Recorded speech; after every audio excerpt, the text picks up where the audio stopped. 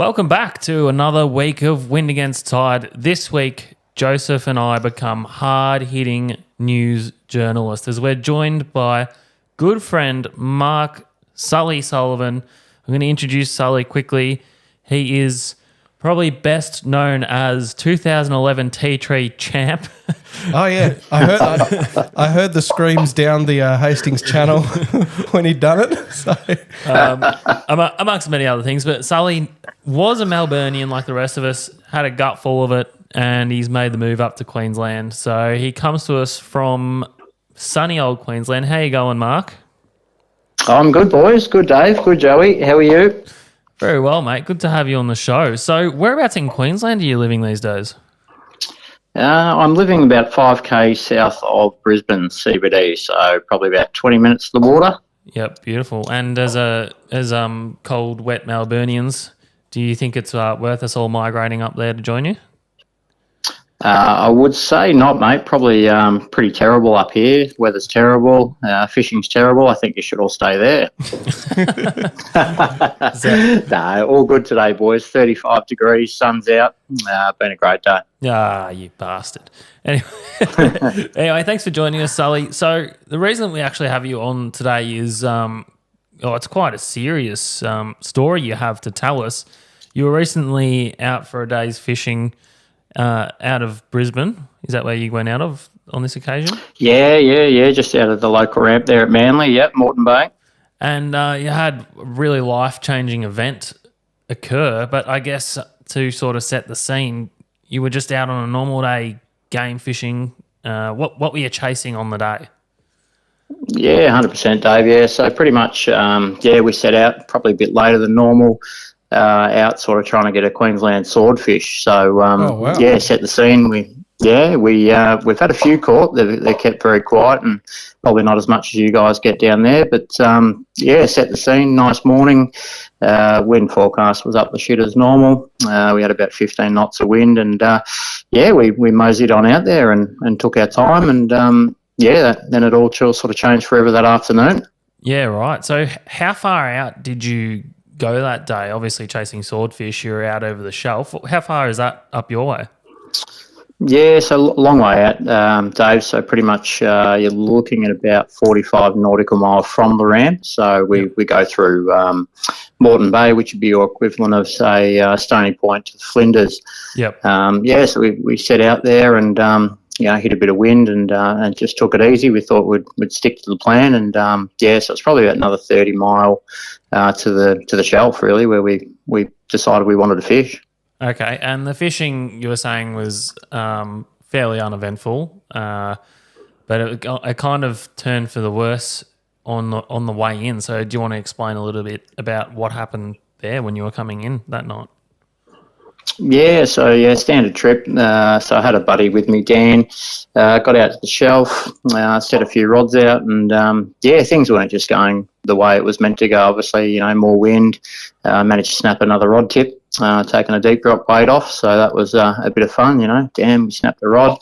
Dan was also telling me he was actually going to pull the pin due to a bit of gout and bad sleep from the night before. So the indicators were there, but so the wind backed off and, we finally got some decent fishing for the last 3 hours. Roughly about 4:30 p.m. we decided to pull the pin and head in. We admitted defeat. And for us, we go out through the South Passage Bar, which is pretty treacherous bar out here. So we just wanted to get in by dark. So, packed up out of there at 4:30, 30 mile run. And I think it was getting... So can I ask you, what boat are you in these days, bud?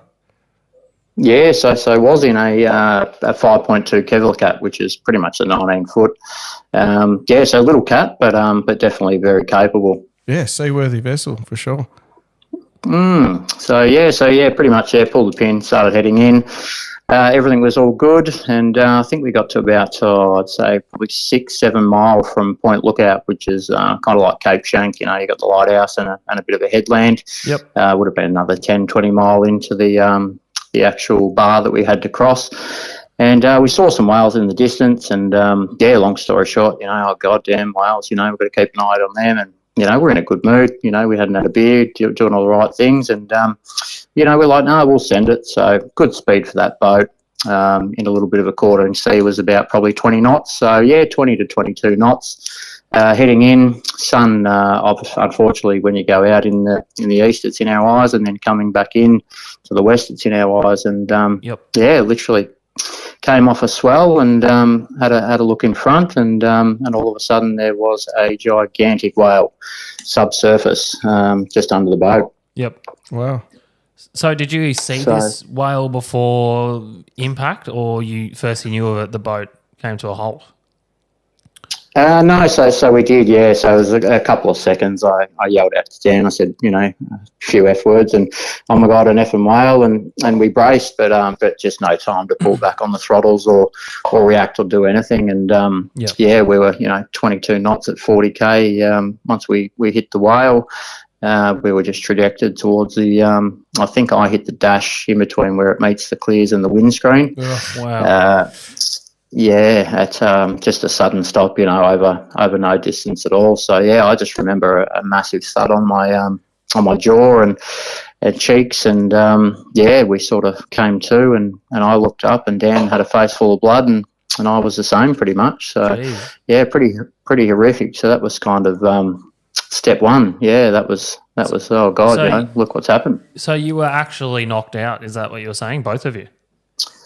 I wouldn't say knocked out, just a bit dazed and in a bit of shock, really. I think we sort of looked at each other and went, oh, God, that's no good, what do we do next kind of thing, and trying to gather ourselves. And I got a little tap on the shoulder from Dan. Dan looked up the front of the hull, and he's like, mate, we've got water coming in. So turns out there was probably a metre by metre hole in the port side hull, which then led to it going from just a little incident to, oh, shit, we're in a bit of trouble here. Yep. So what was your next movement? Yeah, so next move was pretty much just motor astern. So we got the motors down and then sort of started backing up towards land just to try and keep that water out of the hull. And, at this stage we thought we were ready to sink. So we started motoring astern. Dan got onto Mayday. I sort of couldn't talk to later to find on. I had a shattered jaw in 3 spots. Oh, wow. Ended up with 12 screws and plates in my jaw, and so Dan got onto the Mayday. We'll get into that later, but Dan got onto the Mayday, and just the shock of it all. Dan's phone was flat. I forgot all the boat regos and all the boat details to help Dan with the Mayday, and it just got to a point there where I was like, this is not getting any better, and I just decided to hit the EPIRB. That was just a split second. This is it. It's got to happen. Good move. Yep. Yeah, So they're there for. and so you hit the EPIRB, and then what happened next? Was it helicopters and sirens and rescue, or did it take a little while, or did you get some contact over the radio first? No, it was pretty unbelievable from the guys there in Canberra, from the answer home base. So pretty much Dan was still on Mayday to VMR. Canberra called me, and I just confirmed that we had been in an accident and were taking on water, and they were just unbelievable. The support, and tried to keep us calm. Obviously, we did quite well in the circumstances, but just tried to keep us calm. I'm pretty sure within about 20 minutes the first chopper arrived, one of 3. Wow. Which is unbelievable, So once that chopper arrived, it was really just like, okay, things should be okay. But at the same stage, we thought we were sinking. But so pretty much, the chopper arrived, and by this time it was dark, fully dark. We'd missed that run in through the bar, and they just wanted to get the details and let us know the chopper was on the way. And there was also another couple there. In the meantime, I was getting calls from the water police, Brisbane Water Police, who also turned out to be fantastic. They actually called the owner of Kevlarcat and confirmed that my model boat wouldn't fully sink, which was really nice to hear. There was positive buoyancy. I had no idea. Yeah, positive buoyancy, and it wouldn't fully sink, so that really gave us a bit of comfort as well. But in between all the commotion, we were just trying to get life jackets on and any kind of lighting we could. Obviously, pitch black, and chopper above, we're sort of having to signal out to the chopper, and try and just get any kind of, light ourselves up in any way. But the thing that really sort of hits home the most with this is trying to find the life jackets, trying to find all the safety gear. I had, trauma kits there, which I could have wrapped ourselves up with, but they were all just floating around the hull. And, there were swordfish sinkers and deep drop sinkers and fishing gear all over my safety gear. So it became quite distressing at that time, yeah. Yeah, everything's just all mixed up after a collision like that, isn't it? Yeah, 100%, Joey. Yeah, we had water up to our knees, really. And, you think you got a pretty well organised boat and all the right gear, and life jackets were sort of tangled and weren't working, and just not being able to remember. Dan had his phone. I think his phone went flat. He just wanted to call his mum and just let her know, and he couldn't even remember the one phone number that he knows off by heart. We were just in that much shock that he couldn't even remember it. Yeah, unbelievable. It's a big lesson. I mean, like, as you say, we're all super organised with our game fishing, but the safety gear can sometimes be a bit of an afterthought. So it's I hope that, I think part of the aim of you coming on and telling this story tonight is that people might sit back, and I know I already am, and think about some changes they can make to the safety of their own vessel. Yeah, 100%, Dave. Yeah, so that's what this is all about. If it can happen to me, it can happen to anyone. I've done probably about 6,000 hours on the water all up now, and I would think I'm, a reasonable skipper. And once something like that happens, all reality and thought just goes out the window. So you just got to do what you can do. But with the helicopters, they were talking about doing a sea rescue, obviously with the winch and up into the helicopter, but they decided that would probably add a bit more risk to the rescue, so they didn't. So with the water police, they were like, we've got three search and rescue boats on their way out. If you look to the west, you should see the nav lights on the way out. And all up, it was about probably 45 minutes before they got to us, which is an amazing effort for a, probably 40, 50K run to get to us through a bar in the dark. Amazing.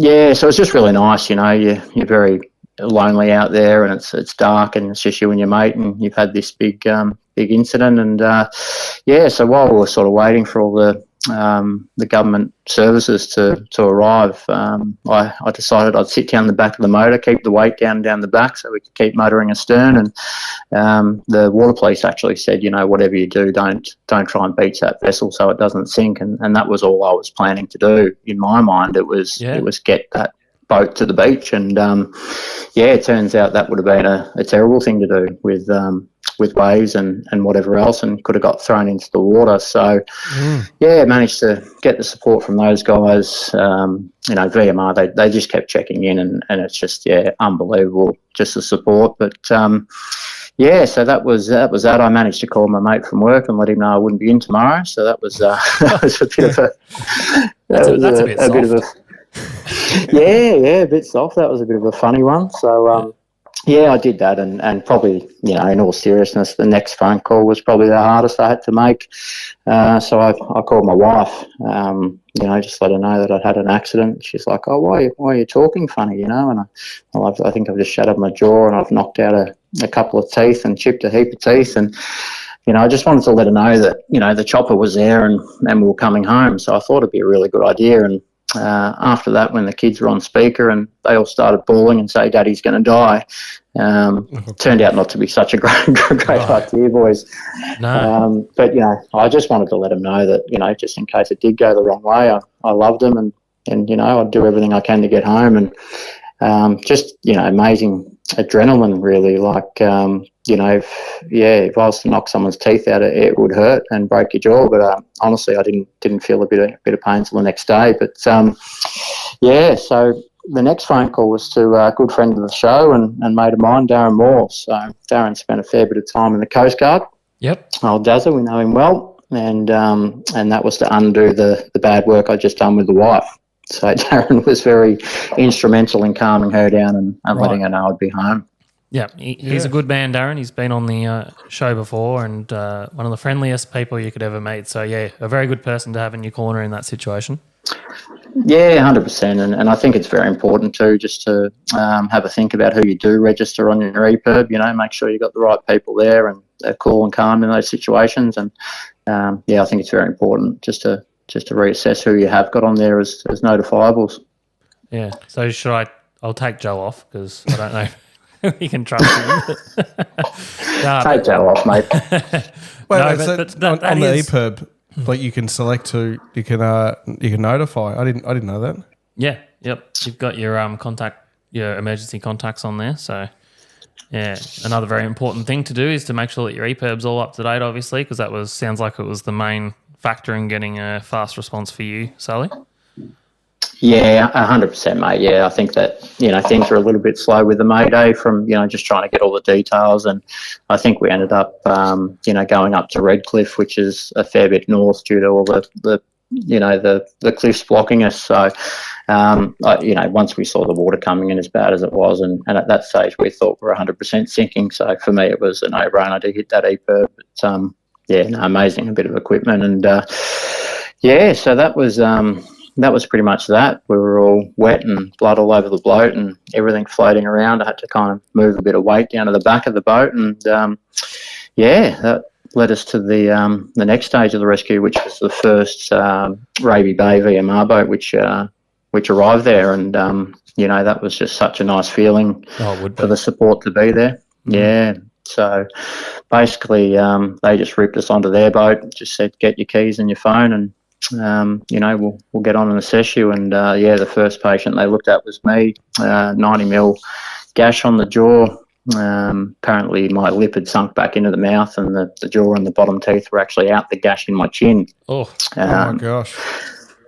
Yeah, which in all credit to Dan, it was pretty funny. I'm like, why is Dan not looking at me? Like, is he pissed off that I've hit him into a whale and this has happened? And I thought he had the shits with me. And Dan actually leveled with me a week later because we asked each other, how we look, we all right? And, yeah, mate, yeah, you're good. And it turns out Dan was going to vomit for the whole 2 hours of the rescue, and couldn't look at me. So. Yeah, so no, but very good for my spirit and helping me get through it. I think if he had told me what was going on, I think it would have been all over for me mentally. And yeah. You don't even have time to think about or process what's happened. Like it happened so quick. Yeah, and it did, Joey. It did. It happened so quick, and you just never think anything like this could happen to you. And that's the last thing you expect after a shitty day sword fishing, but running in and, beautiful afternoon, it had sort of glassed out a bit by then and, just something you wouldn't think would happen to you. I think it's an incredible story to share. Like right now in Melbourne, there's absolute barrel tuna fever and there's plenty of whales out in the ocean at the minute. So, I think it's very relevant as to what's happening in Melbourne at the minute. Mm. Yeah, for sure. And they're the same whales that migrate, from all the way down there, all the way up here. And, I just think that we've been very lucky in Victoria for not having any strikes. You'd be very surprised the amount of people who have reached out and told me that they have had a near miss or they have had a minor hit in Victoria, which just doesn't get spoken about. There's a bit of a stigma around, having a boating accident, like, oh, can you believe this has happened and he's done this or whatever. But yeah, honestly, no shame, freak accident. And if I can help one person in an instance like this, and my job's done. I don't want it to happen to anyone. Yeah. It sounds like there was absolutely nothing you could do. So once you got pulled aboard the VMR vessel, or was it VMR or Coast Guard that first reached you? Sorry. Yeah, so no, VMR Raby Bay got there first. Yep. I believe the Water Police and the Coast Guard were next. Yep. So put us on, patched us up, and the funny thing was Dan had never had a cigarette in his life, and the captain's like, mate, you guys have gone through hell. I think you need to smoke, And there was no way I was even having a cigarette. I couldn't even get it in my mouth because I had no mouth by that stage. I was wrapped up like a mummy from Egypt. But so Dan's like, I'll have a cigarette, and pretty much. I think he had one drag, coughed his guts up and went, well, that'll be enough of that. We really just waited on word from the Water Police. They were the main control point. They decided that the vessel would be too damaged and unseaworthy to tow it back through the bar at night. Yeah. So they pretty much, just went and wrapped a heap of buoys and fenders on the vessel. And, I was just looking at my boat that I put so much work into and money and, watching it disappear before my eyes, with probably 30 grand of gear on the boat, which is sad to see, but we're alive at this point, so it's it is what it is.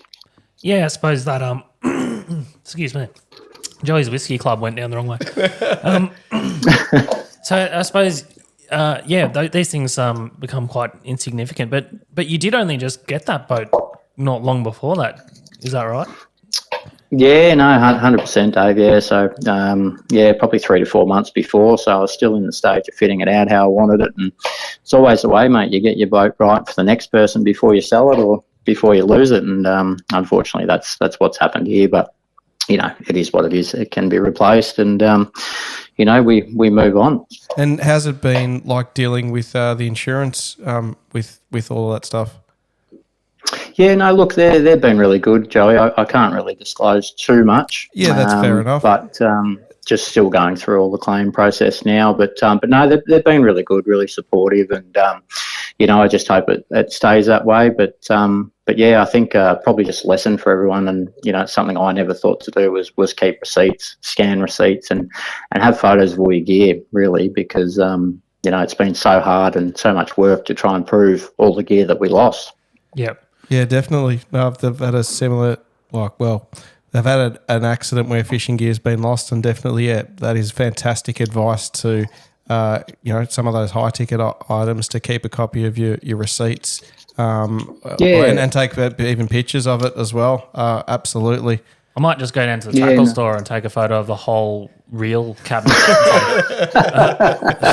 This is my gear here, guys. 100%. But no, the other thing I kind of want to share with your listeners, boys, is probably just the insurance of the vessel. So I'm not too sure if you guys have taken out insurance lately, any of you boys, but yeah, it pretty much comes down to... Aren't people grossly underinsured at the moment because everything's gone up? Yeah, exactly, and it's sort of similar with what's happened here for me, Joey. So they pretty much got me to value the boat, motor, and trailer. I looked at the hull thinking, an old Kepler Cat rebuilt. It's probably $35K it's worth, and so the hardest part, and what I want to get across to your listeners is make sure you insure it properly for the hull, because it turns out anything attached to that hull, Joey, is what you're insured for. So electronics, outriggers, bases, leaning posts, tackle stations, anything that's attached to that hull is in that value. Yeah, okay. So a good idea for people at home to just revisit their insurance policy and make sure that they've got the correct value registered for that. Yeah, 100%, So, yeah, we're probably down about, 10K there. And then, obviously, the insurance for the rods and the reels is where I'm struggling with the hard one, because, I've got home and contents, but just nothing insured for out of the house. And, I'd love to hear if anyone can actually come through with a good idea for insuring that stuff. I've heard it really puts your premiums up, and you can only really insure for a certain price. So I'd love to know what your listeners are doing. Gosh, you can't help but think about it. I guess it's permanent fixtures and fittings to the hull. That could be electronics, that can be Marlin tubes, that could be pie ovens, that could be Weber's. You can fix so many things to a trailer boat nowadays. Snapper racks, stainless. That's a really good point you bring up there, Sully. Yeah, no, list definitely goes on there, boys. But yeah, no, it's all about just learning and moving forward and bettering ourselves. And there's definitely a lot of positives in a negative situation. Yeah, I think it's great, the outlook that you've taken with it. So if you were so next time you head out to sea, you've got your new boat, you fixed your face, you're ready to rumble. What are you doing differently? Yeah, so definitely that morning I didn't log on with VMR, so I think that's probably a lesson learned there. The other funny thing I wanted to tell you is they asked me to let off a flare, and here I am. I'm all injured and all shaken, and I've gone to the flare bag. I pulled out the flare, and I'm like, oh Jesus, what did this say? How do we use these again? And try to read the instructions, and I've let it rip and nearly shot myself and caught myself on fire and caused myself another injury. Oh, so, wow. Yeah. And it turns out I let the orange flare off, and it's the red flare for night time, because it was dark by then. So yeah, good lesson: orange in day and red at night. Yeah. Well, another thing that people just don't really have any practical knowledge on, unless you've been to the Soccer World Cup or something. You know, Or Fed Square when that Socceroos. like most people in their lifetimes are not going to set a flare off until they really need it. So yeah, a bit of bookwork or a little bit of knowledge about that would go a long way, so that it becomes autonomous for when you are in a situation like you were in, where you are shaken up. It needs to be, that's exactly what I need to grab right now, and you've got the knowledge ready to go. It becomes second nature. Yeah, I think we spend so much time, work, kids, and get out for a fish, and we rig all the gear and have everything ready and kind of put safety to the back. But so doing differently. So I've also gone and bought a PLB, so that's all registered and stays on my person. So one of the things that VMR said to me, which really hit me pretty hard, was that they've never had a successful rescue at night time when a boat's gone in the water. Well, when the boat's gone down and the people have gone in the water. So that really, I don't know about you guys, but that really hits home for me, due to, blood, sharks, drowning. We're so lucky not to have knocked ourselves out and, broken any real bones or, people have had broken necks from similar injuries. So, that really hits home that no one's ever been rescued or had a good rescue when they've entered the water at night time. So that's very scary to hear. And also, I suppose we don't think about it this way, but your boat is part of your safety equipment. So invest that little bit of extra money in making sure your boat is positively buoyant. Yeah, that bit of foam fill or that air pocket, and I was just lucky. I had no idea, but it would have given us something to hang on to for a while if the boat did go down. I believe the EPIRB either turned off an hour later, or by one of the rescuers, or the boat did actually go motors down, stern down, and did go down about an hour later. So that I'll never know, but we could have ended up in the drink very quick. Yeah. So where is the boat currently? Is it at the bottom of the ocean, or did it get retrieved? Good question. So so pretty much what happens in that situation is maritime safety, water police, they're tracking the vessel and they're giving me reports every couple of days once I got past all the hospital stuff, which we'll get into next. But they were tracking it. They were sending VMR and water police out, see where it is. And I'm not sure if they had a GPS tracker, but I was getting updates with GPS numbers. And all of a sudden, Dave, it went quiet. I believe, it went to pretty much the insurance company own it as soon as something like that happens. And it was up to them whether they wanted to salvage and whatever else. But I assume, and the only feeling, it's only speculation, is that someone from the government agency or somewhere has gone out and put a hole in it and actually let it go because, I don't even know if I'm allowed to say that, but, look at the risk of it floating around the ocean. Yeah. Yeah, and obviously not worth them recovering in the state that it was in, I suppose. Exactly right, yeah. And, we just didn't want any other boats to hit it. They were calling over the radio, its location and to keep an eye out. But, no, it just went quiet in all seriousness. So I've got no idea. But if the Queensland government would like to send me the GPS numbers, I think I'd have some good snapper and pearlies on it in the next few years. So. Yeah, that's the least you can get out of that deal, I think, is a good fishing spot. Hey, I got a quick question about Moreton Bay.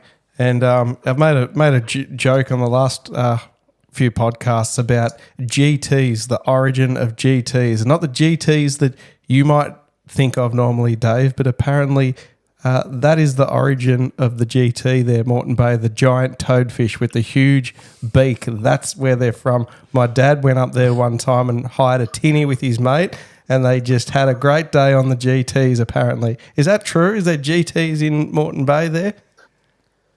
Oh, gin and tonic? About that fish I'm not too sure, Joey, but something I haven't gone out to target just yet. Well, I pray you don't meet them because they've wreaked havoc on the sword grounds this year, biting everyone's line off, people losing thousands of dollars worth of gear. But, Joe, that's a really good Joseph question where you've just gone off on a real tangent. So that's all right. I just had to throw one in there. I think it's a good thing for you boys too, running out to the sore grounds as well in winter. That just to have that in your mind. I don't want to scare anyone off from fishing. I'll definitely be going back out. And Dan, my mate that was injured as well, broken nose and a fractured cheekbone and many surgeries to go on with. And I don't think he's as confident as me. But as we all know, it's part of your life and it makes you happy and it's what you do. So I just need to get back on the horse. Yes, and that'll be a great day when you get back out there, Sully. So you briefly mentioned some of the injuries you'd suffered. What was the recovery like there, and what was the process? Yeah, so pretty much, once we got picked up, straight back in, there was 3 ambulances waiting. We managed to walk off the boat.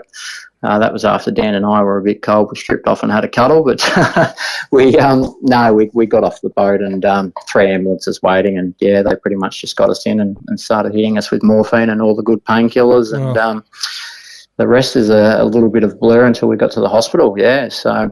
And how are you feeling now at the minute? Yeah, no, look, all good, Joey. The jaw's still got a bit of swelling. The big scar on my chin where everything sort of came out is sort of healing up and blending in. And now it's just the teeth, mate. That looks tough. It looks like a real man of the sea.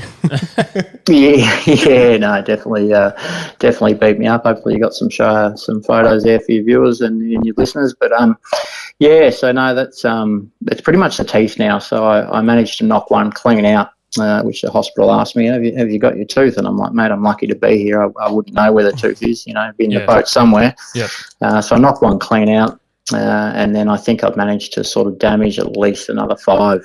So it looks like I'll need another 3 surgeries for dental implants, which is pretty much where they drill a starter bar into your teeth and into your jaw, and they screw a tooth on. So I'm hoping to come out looking like Tom Cruise. Oh, yeah, no doubt. And do you have health insurance, Sully?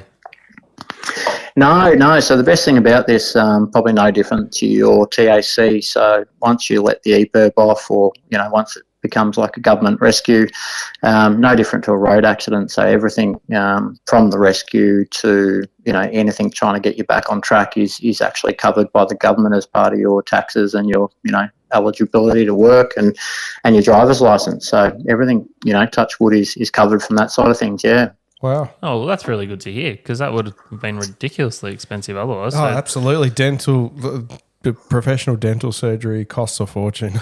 Yeah, absolutely. Yeah.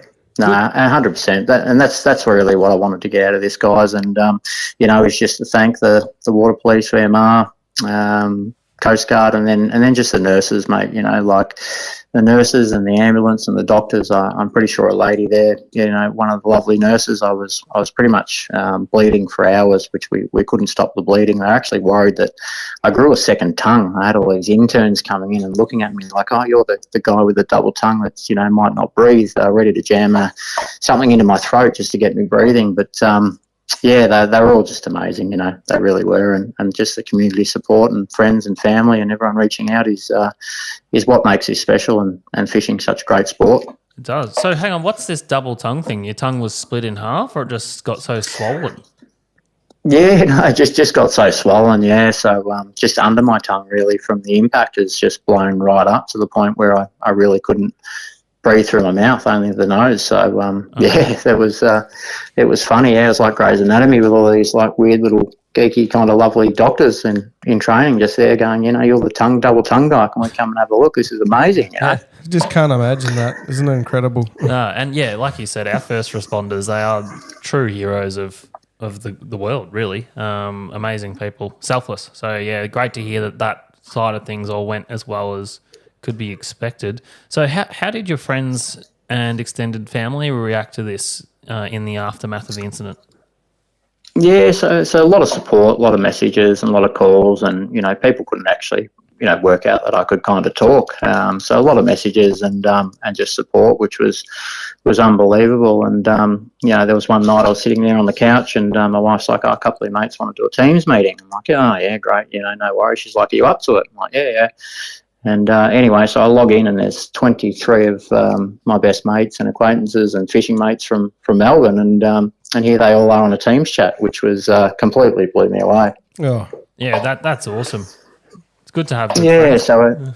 So you got one in Joey or not really? Every now and then, yeah.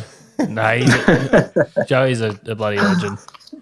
Good Yeah, personality. no, he is. But so the amazing thing about that, long story short, I was pretty down and flat. You go through a lot of ups and downs and flat points and what if I could have died, and your mind wanders. And so they cheered me up with an amazing donation between the 22 of them. This isn't big business or anything. This is just guys like us that were all paying a big mortgage and struggling with the cost. And they chipped in and they really wanted to get going so I could get back on the water. And I can't disclose any money, or it's not even the point, just due to insurance and everything's still ongoing. But just amazing. Really picked me up. I think I was sleeping till about 9 o'clock each day, and the next morning I bounced out of bed at 6 a.m.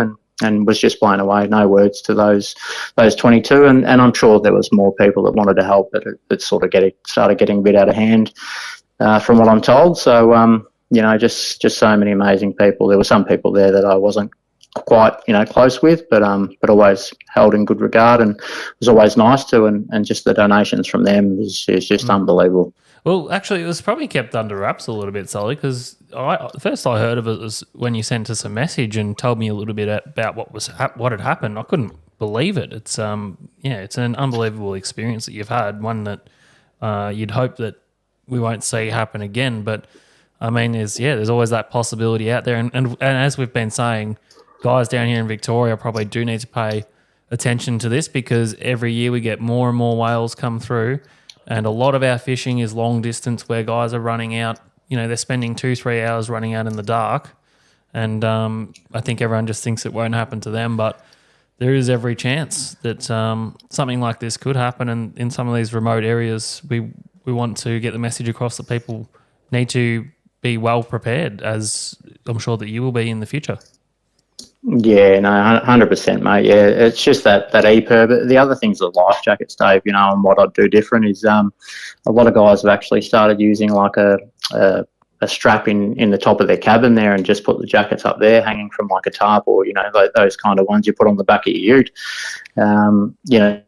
Just to have them up there, and where your EPIRB's located, people are talking about life cells. I don't know if you've seen these life cells, but amazing bit of kit. Have you seen them, boys? Or yeah, I have, and I'll overlay that on this podcast at the moment, so guys listening and watching can check them out. But do you want to let everyone know a little bit more about that product? Yeah, so pretty much with the life cell, it's pretty much a buoyant box really, which carries your safety gear and some of your EPIRBs and just everything you would need in a rescue. And I'm pretty sure it can hold up to about 4 or 5 adults in the water and keep you afloat while rescue, while the government agencies come out. So apart from that, mate, I don't know too much more about it, but I think for a small fee it would be amazing to get on board and, maybe see if they come to the party with some support, I think there's also some jackets that do have built-in EPIRBs, if I'm not mistaken. I definitely remember fishing with Fergie. He had a jacket like that. Oh, Joe, he probably had a PLV which he just tucked into the pocket of the jacket itself, which is what Sully's saying he's now got, which I think is an awesome product as well. I mean, having that beacon on your person is probably a really good idea. Yeah, especially for $400, and I remember 10 years ago I used to laugh at a couple of my good mates there for carrying one, going, well, what are you doing that for? And you're holding us up, get your stuff together, let's go. And I used to laugh, and after this, I tell you what, it's those guys were years ahead in safety and what we should be doing, and you don't really need it till you need it, and let's hope you never need it. Yeah. And maybe another thing I got from what you were saying is like a laminated checklist on the boat or stuck somewhere on the dash that has maybe your rego, contact numbers, and maybe a little run sheet of plans to put into place if an emergency does happen. I think that could be a good idea. 100%. We put all these stickers on our vessels, and on the outsides with names and everything. For a small fee, you've got all your boat regos and details, and it's even to the colour and what it looks like really. Because you do forget and you're in shock, and so a few guys have done that, and I think it's amazing. It's really what I want to get out of this for anyone that's willing to listen. That let's try and join VMR. They work every weekend and day, and Coast Guard down there, and they're all just people like us, just donating their time and you got VHF courses. I thought I could talk well over the radio, and I've got no clue. I really don't. To Alpha Whiskey Bravo and all the lingo really. So I think joining VMR, logging in, supporting these guys, the voluntary members, and really just doing and getting involved with the community. I think it's a good thing. Yeah, absolutely. And when I did my coxswain's course, a lot of those things are covered in there, which is like your first aid, a little bit of firefighting, VMR, VHF, radio, and some safety precautions. And maybe it is something that needs to be introduced at a lesser level into your standard boat license when people go and get their boat license here in Victoria or interstate even. Yeah, no, 100%. I said to the water police, about the letting off the flare and things weren't perfect, and they're like, look, you kept calm, you got rescued. We want to celebrate this. We don't get the good outcomes all the time, and I think there is a lot of positives to take out of this, and there's a lot of good jokes going around at my expense. A few nicknames: Dave, Joey, Whale Boys one, Moby Dick, Captain Ahab is another. So I've really enjoyed it, to be honest. I think you've really got to make the best of a bad situation, and I am chasing a new boat name too. So if anyone's got any ideas, shoot them through. Oh well, I think. It's not called Moby Dick, so. I'm sure we can get some good suggestions come through from our listeners, and we'll pass them on to you, Sully. But so thanks heaps for coming on, mate. It's been an absolutely ripping tale of the ocean, and we hope that you are well on your way to recovery, if not recovered, and we look forward to you getting back out on the water, mate, because I've been following your Queensland journey from afar and getting jealous, and I'd be quite happy for you to keep making me jealous if it means you're back out there on the ocean, mate. So best of luck with it all. Nah, 100%, Dave. Thanks, Joey. And Sully, just from me to you, buddy, I'm glad you're here. I'm glad you're still with us. So it's an incredible story, mate. I only heard little bits and bobs of it, but happy to hear all has ended well this time. No, I really appreciate it. And saying that, Joey, things do travel. I can't believe it. Dan just got approached by Merv Hughes at the boat show. He's like, oh, Dan, I hear you had a thing with the whale, it really does. And it travels and people reach out. And without that support, me and Dan would be very flat. So, thanks to everyone for the support and for the chip-ins and for the well wishes. And, it's just, I honestly got no words, blown away. And, I look forward to probably going to eat a steak will be the first thing after these surgeries. Go and sit down and just hoe into a nice big ribeye because I'm still on the juice and the soup diet for another probably 6-7 weeks. And it's good for the waistline though, boys. I tell you, good for That's summer. Slimming. We might have to get on that. I actually said that to the boys. It really helped me out, the Special 22 and the part-time Pirates, and they're the Sully support crew. And I just said, look, boys, you guys have been so amazing. I might go and hit another one next week. No worries. Just positive. Yeah, not the diet that I'll be taking on. I'll have to hit a whale diet, but I'm glad it's working wonders for you, Sully. And just to end, congrats on the tea tree win, mate. Well done. I was hoping you didn't bring that up, Dave. But look, you'll get there one day, mate. Wow. Well, it's finished now. It's a little bit harder now, but I still hold out hope. Hold out hope. Sorry. It's good, mate. That's good. We can all dream. All right, mate. You enjoy yourself, and we'll get a bit of an update from you down the track. And good luck with everything. All good, boys. Thanks for the call. Thanks, Sully. Good on you, mate. Cheers, Sully. See you, boys. Bye-bye. How good was that, Joey? That is really incredible. Mate, it's I think probably the thing that hit home there was where Sully mentioned that he'd called home to his wife, and at that point he didn't know if he was going to actually survive or not. Like that's some heavy stuff that you go out for a day on the water, you don't expect to be having to consider these sort of things. So and especially his wife wouldn't have heard him talk properly. Yeah, he would have thought that could have been the last phone call. That's just full on. Yeah, and it didn't. It's not just whales. I mean, there's obstructions in the water everywhere. Oh, so, yeah. it's certainly something that we need to be very mindful of, and I hope that this tale of the deep puts that into a few people's brains and they can have a bit of a think about it. When you're that far offshore, you never think that you're going to hit something in the wide open ocean. Not the case. No, that's right. So, I hope everyone enjoyed that. That's going to be it from us tonight at Win Against Tide headquarters. A couple of little things to quickly mention is obviously boat show coming up, 26th to the 29th of October. Looking forward to seeing everyone there. We'll have our merch and be doing some live podcasts with some of our favourite fishing identities. Jonah Yick from Tasmania will be in the house. Suraj Ray will be with us as well, King Kong Donkey Kong man himself. Yes. And then after that, we've got a live podcast evening at Berwick Poker Face, same place as our last one, to kick off season 3 of Fishing with Fergie. So that's going to be a lot of fun. hopefully everyone can get down there again. I think there's going to be pizzas again and there's a bar. So and if anyone knows Peter Ferguson, they know that he's amazing at getting some fantastic prizes. So I know he's pulling out the red carpet for his season premiere of number 3.